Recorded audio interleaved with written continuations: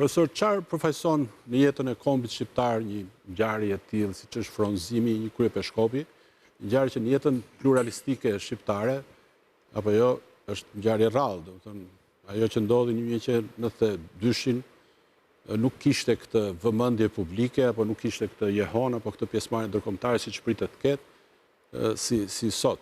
Po, tani padyshim përmendët 1992-shin, era që ngjarje shumë e rëndësishme, e madhe, ishte ngjarje kthes, por që erdhi në kushte, si thuash, edhe të një skepticizmi të një pjese të madhe të shoqërisë shqiptare, sepse për herë të parë mbas shpalljes autoqefalisë në krye të kishës ortodokse autoqefale shqiptare vinte një klerik i huaj, i cili nuk kishte edhe i njohur.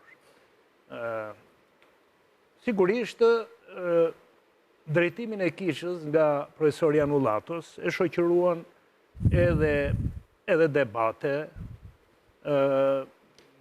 edhe miratime për vepra të rëndësishme që ka lënë, do të thosha edhe në fund të mandatit, ose të themi të veprimtarisë së tij,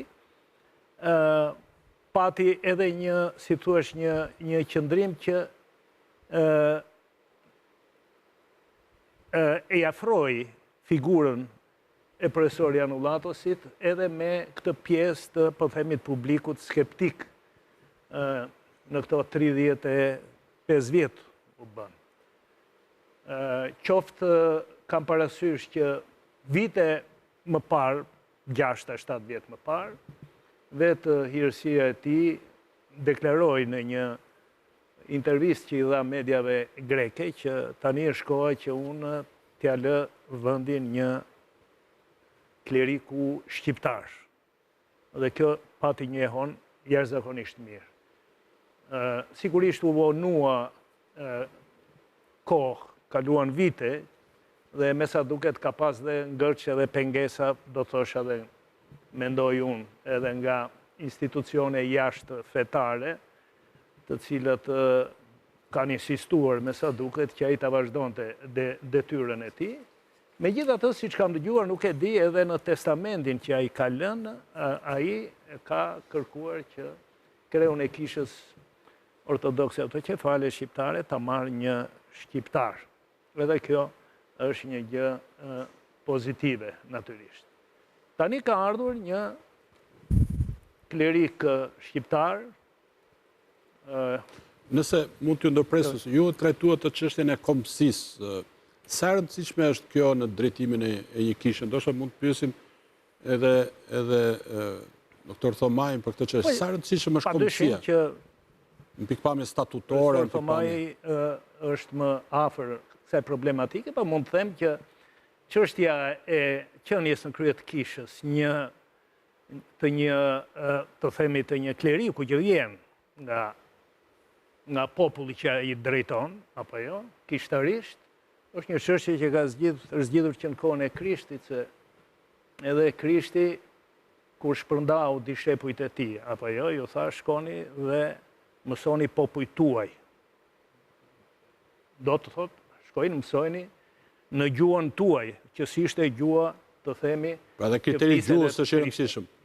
Patjetër, nuk është çështja, në këtë rast, është çështje kombësie, nuk është, po themi, megjithëse të flasësh për kombësinë në shekullin e parë, është e tepruar, por që është flisni, ju keni popujt tuaj, nuk jeni nga jamun, apo jo, jeni nga vende të ndryshme, shkoni dhe flitini në gjuhën tuaj.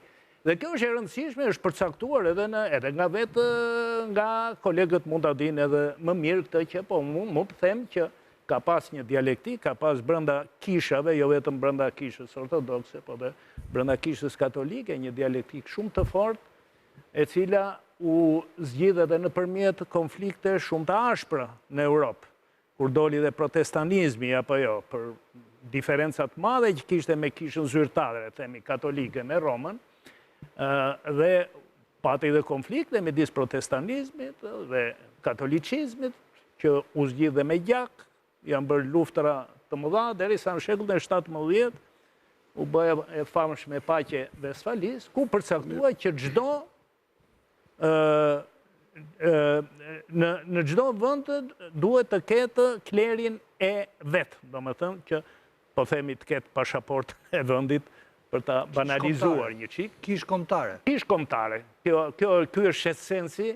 Kjo edhe në kishën thash ortodokse ka ekzistuar dhe jo pa arsye.